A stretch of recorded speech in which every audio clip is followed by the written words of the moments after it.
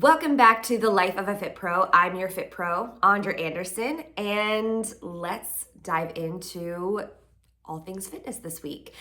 I want to actually look back at last week. So last week, my area experienced a snowstorm of epic proportions. It was like crunchy snow layer on top, fluffy snow on the bottom because we had ice and wintry mix and all of those things. And as of yesterday, we have shoveled most of the driveway. We have a really long driveway. And we were in the house for 4 days, snowed in, and it was kind of fun. It brought me back to our virtual era, but in a better way because I knew we'd be getting out at the end of it. But I really thrived with virtual fitness, and that was probably one of my best 2 years I ever had in fitness. Not really, I actually, maybe this year is shaping up to be, last year was a pretty good year. This year's shaping up to be a really good year, all based on community, all based on you. But I got to relive that era. I went live on Facebook with a lot of different workouts, and I pivoted to Zoom for some of our regular workouts, and it was really fun to reconnect with people I haven't gotten to work out with in a while. It was really fun to stay engaged with the community. I enjoyed it. And I also had time to work on my master's work, which, if we haven't talked about that yet, I'm working on a master's in education, finally picking back up my master's. I started 15 years ago, and my concentration is in health and wellness. And I've been doing a lot of research. We're looking at peer-reviewed articles, all related to fitness and wellness and health and all those things. And in my review of all of these things, I came across a concept that is new to me. The idea of it, I feel like I knew, but I didn't understand. I'd never heard this term before. Okay, it's called the window of tolerance. And I think it is so applicable to fitness.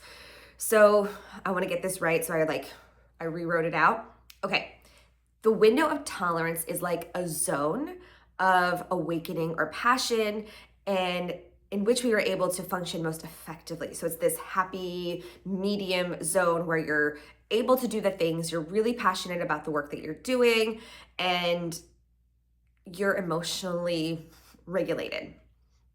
So it's sort of, because it's a window, it can open and close, right? And it is surrounded, it's sort of sandwiched by two different things. So hypo-arousal, which is at the bottom part of the window, which is like your withdrawal, your shame, your depression, your shutdown, your passive, and your hypo-arousal above the window, which is high energy, anxiety, anger, chaotic, hyper-vigilant, overwhelmed.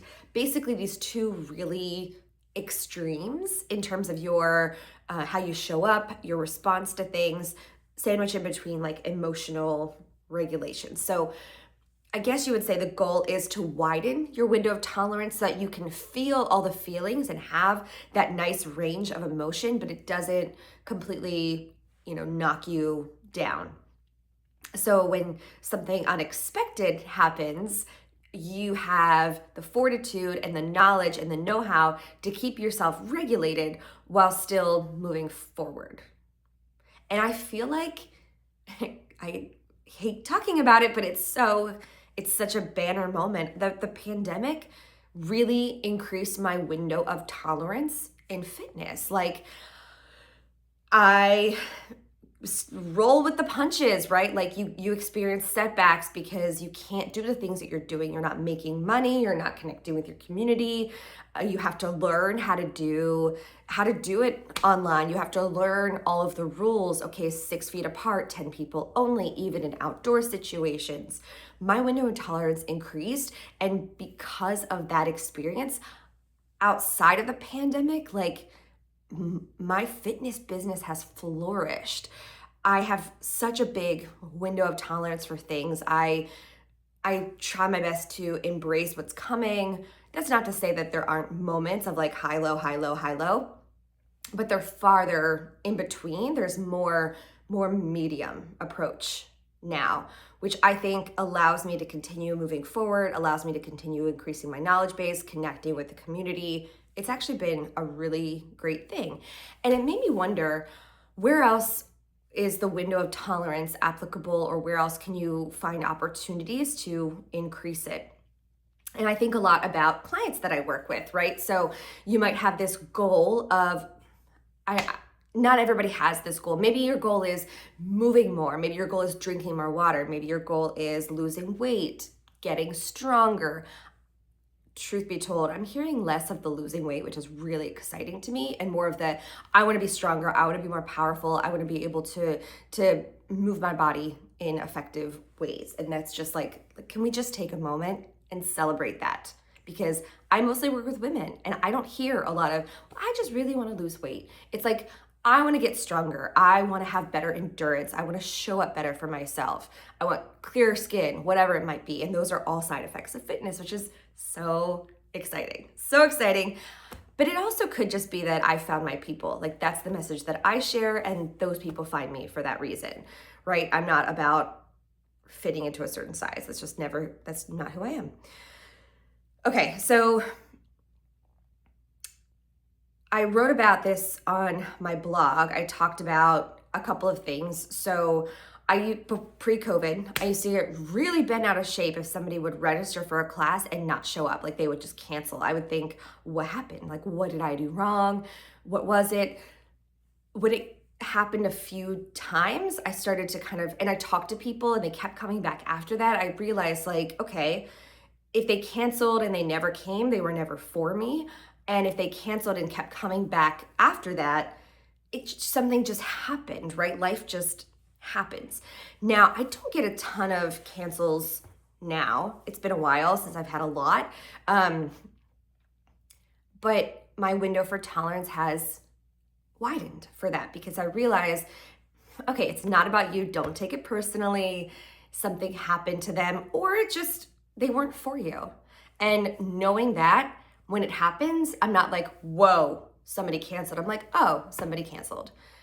I'm more curious about it, which is kind of cool. So maybe your window of tolerance, when it increases, it makes you just more curious about the situation. It increases your knowledge bank about it. That's kind of cool. Another one I wrote about was when it hasn't happened in a while, but I'm starting to see it happen again. Other fit pros will sort of become like me, try to emulate me. That's not a problem. It's more like specifically taking things. Like, I would notice the content that I was creating, like the images or the calendars or whatever, theirs would look almost identical, which at first, okay, but I have a really particular style, so it's kind of weird to see somebody else take it. So I would get really like the hyper-arousal was off the charts. Like, why are they doing this to me? What is happening? Over time, I've learned that if somebody is copying you, they can only go so far. You continue to evolve and be creative and produce new, different, better things, and their level of learning only meets where you are. Like, mine is infinite. I can keep going because I trust in myself. I know I will continue to create. I know I'll continue to do different things, but they're limited to what I'm creating. And that makes me feel kind of sad for them. Like, find your own path. Find your own path. But my window of tolerance increased for that over time. And now I see it and I go, okay, I remember that feeling of being sad for them and knowing that they're not going to be able to go very far, because I want everybody to succeed. I mean, in my 20 years of fitness, I've had a lot of people become fitness professionals, after taking my class. It happens all the time, which is actually, I want to talk about that sometime, but that's really cool. I want them to love it so much that they want to give it to other people. That is probably the ultimate compliment, that you made somebody feel so good about fitness and the fitness journey that not only did they take it for themselves, they want to give it back to other people. That's really cool. That's really cool. I remember that. I know that my window of tolerance has increased, my knowledge, my curiosity about it.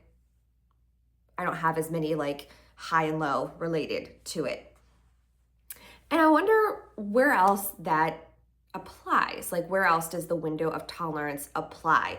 Where else do you have opportunities to widen it? And I think back to those goals.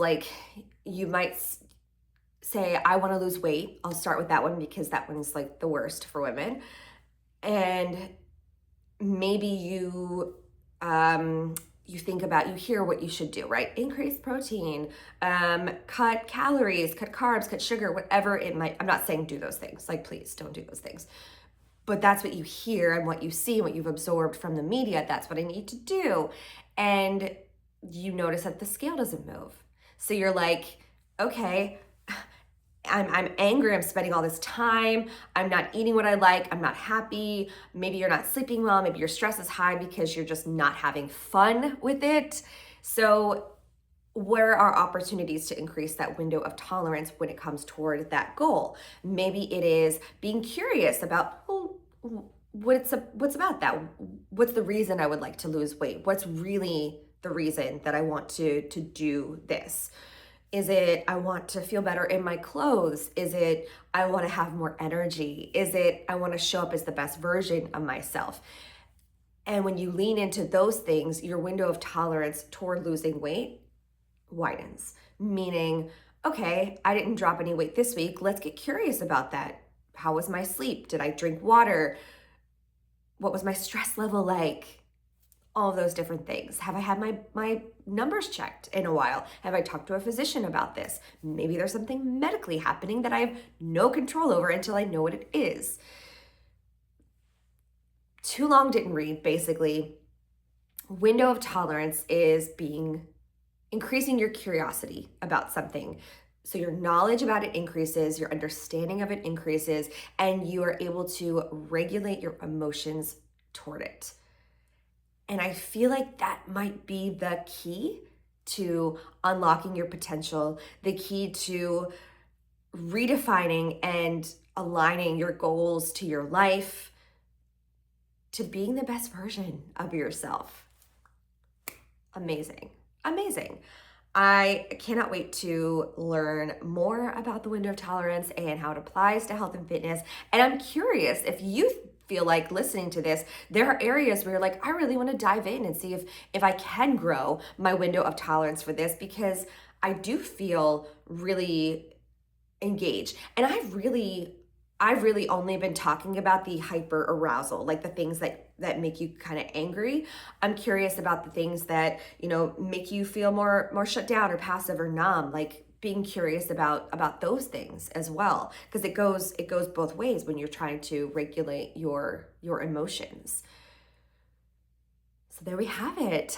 Thank you for joining me for that little academic lesson. That was fun. I really enjoy learning. I really enjoy increasing my knowledge. And moreover, I enjoy sharing it with you.